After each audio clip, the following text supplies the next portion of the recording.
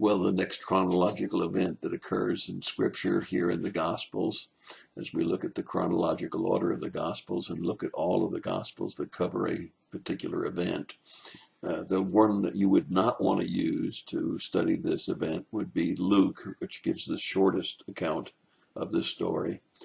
Probably Matthew and Mark are almost equally in length and in giving detail.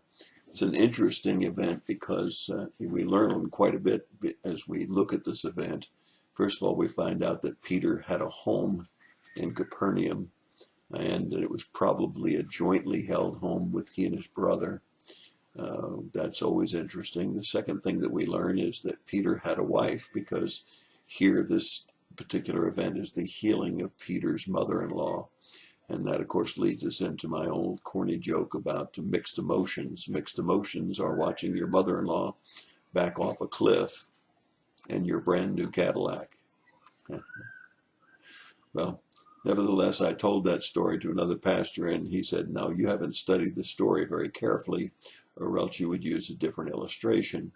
The reason that Jesus healed Peter's mother-in-law was because if you read the story, she got up immediately and began to fix a meal for them. And that says that Peter's wife wasn't a very good cook. And he was just willing to heal her because they didn't want Peter's wife to cook.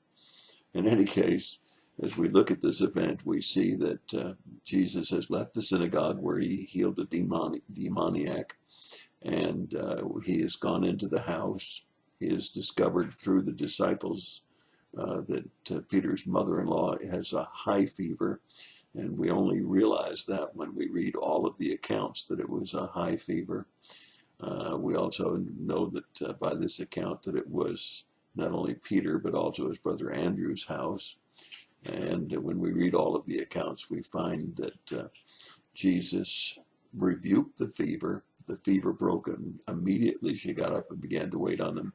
But even more than that, if we go beyond the Gospel of Luke, we find out that when evening had come, between what had happened at the synagogue with the healing of the demoniac, the healing of Peter's mother, word had gotten out, and the whole city was at the doors of Peter's house.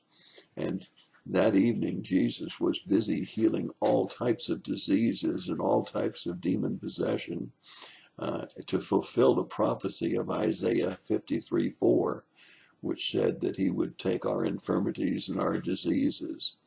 So we find prophecy being fulfilled in these just few verses, and we find that Jesus could just speak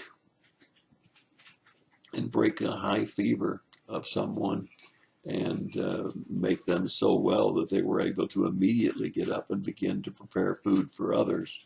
It's a very, very interesting story. It tells us a lot about Peter and Andrew, about the fact that Peter was married, and we see the compassion of Jesus as he heals Peter's mother-in-law. And that's my thought for the day. God bless you, and don't tell that story to your mother-in-law. You'll get yourself in big trouble.